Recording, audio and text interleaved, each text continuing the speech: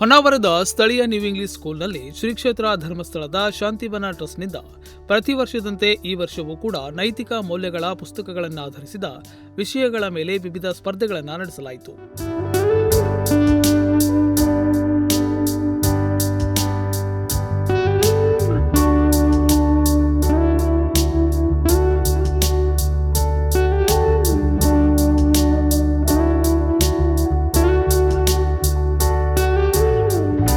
ಶಾಲಾ ಮಟ್ಟದಲ್ಲಿ ಆಯ್ಕೆಯಾದ ವಿದ್ಯಾರ್ಥಿಗಳಿಗೆ ತಾಲೂಕು ಮಟ್ಟದಲ್ಲಿ ಭಾಗವಹಿಸುವ ಅವಕಾಶವಿರುತ್ತದೆ.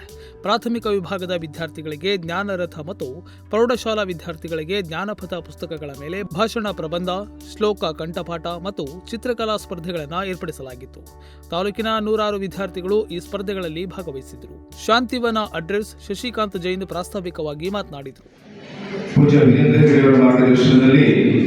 ಕಳೆದ 31 ವರ್ಷಗಳಿಂದ ವಿಶೇಷವಾಗಿ ಯೋಗ ಶಿಕ್ಷಣ ಇರ್ಬೋದು ಅಥವಾ ಮೌಲ್ಯ ಶಿಕ್ಷಣವನ್ನು ಮಕ್ಕಳಲ್ಲಿ ತುಂಬುವಂತಹ ಪ್ರಯತ್ನವನ್ನು ನಾವು ಮಾಡ್ತಾ ಇದ್ದೀವಿ. ಸಭೆಯ ಅಧ್ಯಕ್ಷತೆಯನ್ನ ನ್ಯೂ ಇಂಗ್ಲಿಷ್ ಶಾಲೆಯ ಮುಖ್ಯಾಧ್ಯಾಪಕ ಜಯಂತ ನಾಯ್ಕ ವಹಿಸಿದ್ರು. ಬಳಿಕ ನಡೆದ ಸಮಾರಂಭದಲ್ಲಿ ವಿಜೇತರಾದ ವಿದ್ಯಾರ್ಥಿಗಳಿಗೆ ಬಹುಮಾನಗಳನ್ನು ವಿತರಿಸಲಾಯಿತು. ಪೊಲೀಸ್ ಇಲಾಖೆಯ ಸಹಾಯಕ ಸಬ್ ಇನ್ಸ್ಪೆಕ್ಟರ್ ಸುಶಾಂತ್ ಕಾರ್ಯಕ್ರಮದಲ್ಲಿ ಉಪಸ್ಥಿತರಿದ್ದರು.